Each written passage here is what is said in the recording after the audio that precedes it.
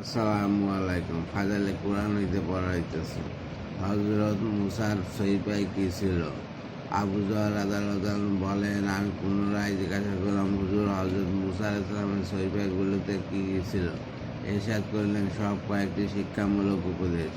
যেমন, আমি আশ্চর্য বোধ করি ওই ব্যক্তির ওপর যে মৃত্যুকে একিন জানিয়েও কথায় কথায় কেমন করিয়া হাসে।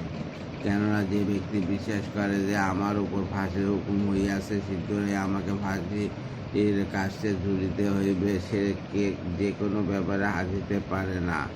আমি আরও আশ্চর্য বোধ করি ওই ব্যক্তির ওপর যে প্রতিনিয়ত দুনিয়ার উত্থান পতন স্বচক্ষে দর্শন করিতেছে, তবুও সে উহার উপর আস্থাশীল হইয়া থাকে এবং হিসাব নিকাশকে অনিবার্য জানিয়েও নেক কাজে অগ্রসর হয় না।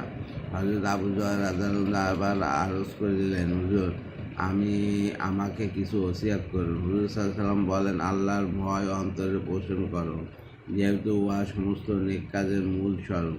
আমি আরজ করলাম, হুজুর, আরও কিছু বলুন।